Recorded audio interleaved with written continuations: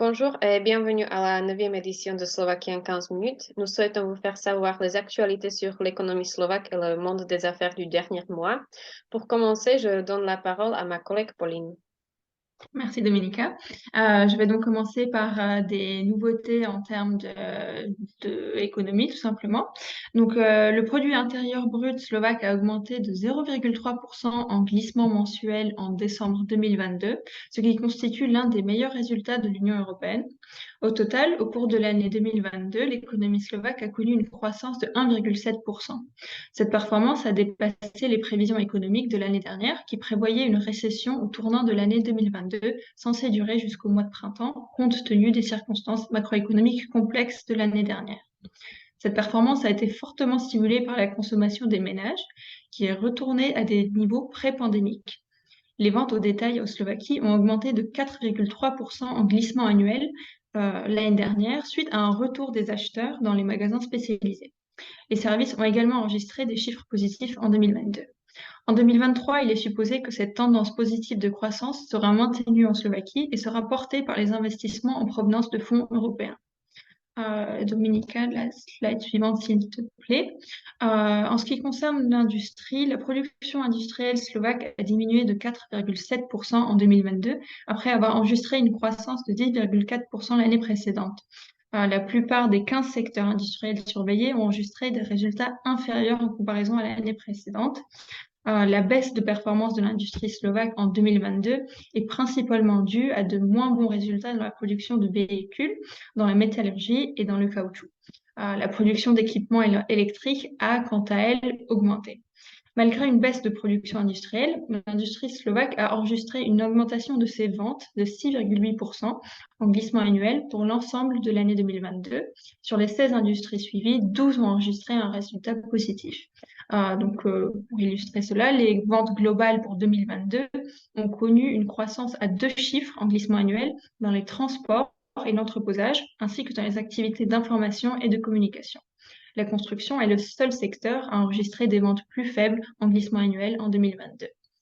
En ce qui concerne l'indice des prix à la production, la croissance des prix à la production des biens a probablement atteint son sommet et les prix des biens intermédiaires sont actuellement déjà en baisse en glissement mensuel. Ensuite, en ce qui concerne l'inflation, le ministère des Finances slovaque s'attend à une évolution positive en ce qui concerne l'inflation cette année. Selon les prévisions macroéconomiques de février, le taux d'inflation des prix généraux en glissement annuel passera sous la barre des 10% en moyenne en 2023, plus exactement à 9,8% en moyenne, et ce grâce aux mesures compensatoires du gouvernement dans le secteur de l'énergie, contrairement aux 13,5% d'inflation qui était attendue en automne. Grâce à un ensemble de mesures sans précédent visant à contrer la crise énergétique pour les ménages et les entreprises, les prix de l'énergie n'ont que très légèrement augmenté en janvier par rapport à l'évolution des marchés des matières premières. L'inflation a également été contenue par les effets d'un hiver plus doux qui a réduit à la fois la consommation d'énergie et les prix sur les marchés des matières premières malgré la guerre en Ukraine. L'augmentation des prix dans le secteur du logement et de l'énergie a l'impact le plus important sur l'inflation en janvier. Ces prix ont augmenté de 3,9% en glissement mensuel et de 14,4% en glissement annuel. La deuxième principale source d'inflation la plus importante reste la hausse des prix des denrées alimentaires. Au cours du premier mois de l'année, les prix des denrées alimentaires ont augmenté de 2,6% en glissement mensuel et de 28,6% en glissement annuel. En ce qui concerne maintenant le marché du travail, qui est donc sur la slide suivante, merci. L'évolution du marché du travail en janvier a poursuivi les tendances des mois précédents. Le nombre de chômeurs a diminué d'environ 2,7 milliers de personnes et le taux de chômage a atteint 6,3% en baisse par rapport à décembre. Une hausse du chômage dans l'industrie et dans les services est attendue début 2023 en raison de la relative stagnation de l'économie. Une baisse du chômage plus conséquente est attendue à partir de 2024, lorsque les exportations et la consommation réelle augmenteront de façon plus conséquente. Sur l'ensemble de l'année 2022, le chômage a baissé de 0,86 points de pourcentage, ce qui signifie que le nombre de demandeurs d'emploi a diminué de 22 000. Une donnée rapide maintenant concernant les salaires.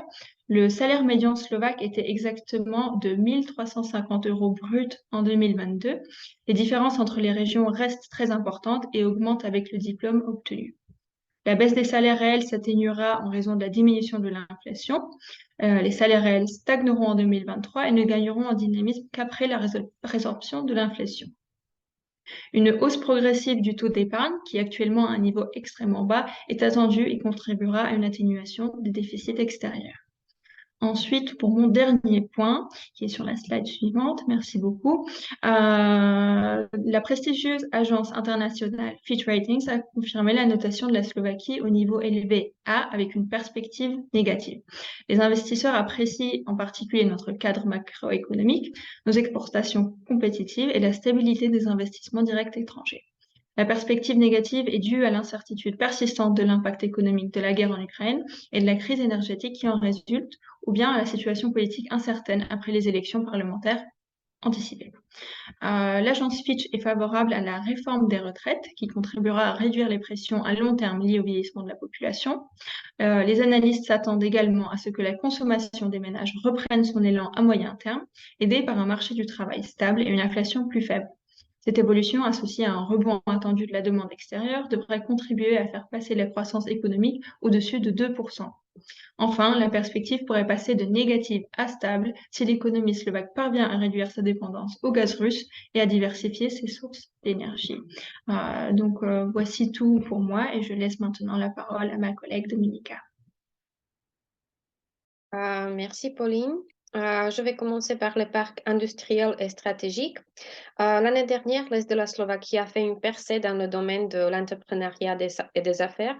En 2022, la région a reçu des investissements de presque 2 milliards d'euros. Le parc industriel de Vallaliki a joué un rôle important pour sa construction qui a commencé ce lundi 20 février. L'État fournira 73 millions d'euros. La préparation du parc se traduira par la création d'une infrastructure complexe qui répondra aux exigences à long terme des futurs investisseurs, mais aussi des résidents de la région. L'investissement est prévu dans 9 zones cadastrales couvrant une superficie de plus de 10 millions de mètres carrés.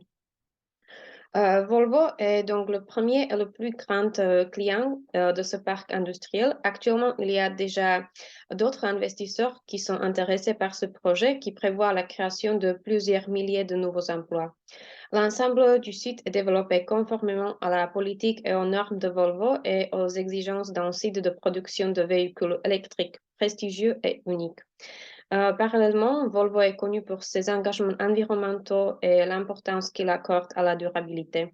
Les équipes de Volvo et du parc Vallaliki travaillent de la manière la plus synergique possible pour que les premières voitures puissent sortir de l'usine dès 2027. On continue à l'est du pays dans le parc industriel de Kechnec. Cast SK, qui est une entreprise spécialisée dans l'emballage et la production de boissons non alcoolisées, a présenté son plan d'investissement. Dans le cadre de son expansion, elle prévoit de moderniser ses activités dans un hall existant et de construire un nouveau site de production dans le parc industriel de Kechnec. Des dizaines de personnes pourraient y trouver un emploi. L'usine de production agrandie remplira diverses boissons non alcoolisées dans des canettes et des bouteilles en plastique sur 2 nouvelles lignes entièrement automatisées et l'usine pourrait être opérationnelle d'ici la fin de l'année. L'entreprise souhaite investir 4 millions d'euros et créer une trentaine d'emplois. Selon le plan, il s'agira également d'une toute nouvelle activité dans le parc industriel de Kechnec, qui est situé dans le district de Košice et à proximité de la Hongrie. Je continue avec Šurany. La préparation du parc stratégique de Šurany se poursuit de manière intensive. Une importante réunion avec des représentants de la ville a eu lieu le vendredi 10 février au ministère de l'économie. Cette réunion était une poursuite de plusieurs activités du ministère visant à préparer les différents territoires et régions de Slovaquie à l'arrivée d'importants investissements. Dans le cadre de la préparation du parc, la ville va préparer les changements nécessaires dans le plan territorial dans les semaines à venir. L'emplacement de Šurany a été choisi principalement en raison de l'intérêt préliminaire de certains grands investisseurs à investir en Slovaquie, qui est conditionné par de bonnes infrastructures routières et ferroviaires et des capacités suffisantes de connexion au réseau électrique. Les zones industrielles prêtes jouent un rôle clé dans la décision des investisseurs lors du choix d'une région. Par conséquent, le ministère de l'Économie prévoit de poursuivre la stratégie consistant à construire des parcs industriels avant que les investisseurs ne soient connus. Le ministère a adopté une approche similaire dans le cas de Sabino, Rimavska Sobota, Zaborske ou Valaliki que je viens de mentionner. Les parcs préparés devraient rendre la Slovaquie beaucoup plus attrayante pour les nouveaux investissements étrangers et par conséquent accroître les possibilités de leur acquisition. Je continue par l'industrie énergétique. Et une étape importante pour Makovce, l'unité 3 fournit déjà de l'électricité au réseau et les ménages en profitent également. La société Slovenské elektrárne a raccordé l'unité 3 de la centrale nucléaire de Mochovce au réseau pour la première fois le 31 janvier après l'achèvement des tests prescrits. Le vendredi 10 février, la société a terminé la phase de démarrage à 20% de la puissance nominale du réacteur et elle l'a augmenté à 35% dans l'après-midi du même jour. À pleine puissance, cette nouvelle unité couvrira environ 13% de la consommation totale d'électricité de la Slovaquie. En termes de production d'électricité, la Slovaquie deviendra donc autosuffisante sur le plan énergétique dès cette année. Concernant cette troisième unité, l'électricité qu'elle produira servira à geler les prix de l'électricité pour les ménages pour les années 2023-2024. L'achèvement de la quatrième unité est prévu pour 2024 et à cet égard, le gouvernement a également aidé aux centrales électriques en fixant la nouvelle taxe nucléaire à un niveau inférieur à celui envisagé initialement. Ainsi, les centrales pourraient disposer de ressources suffisantes pour achever également la quatrième unité. La Slovaquie pourrait aussi disposer d'une nouvelle source nucléaire.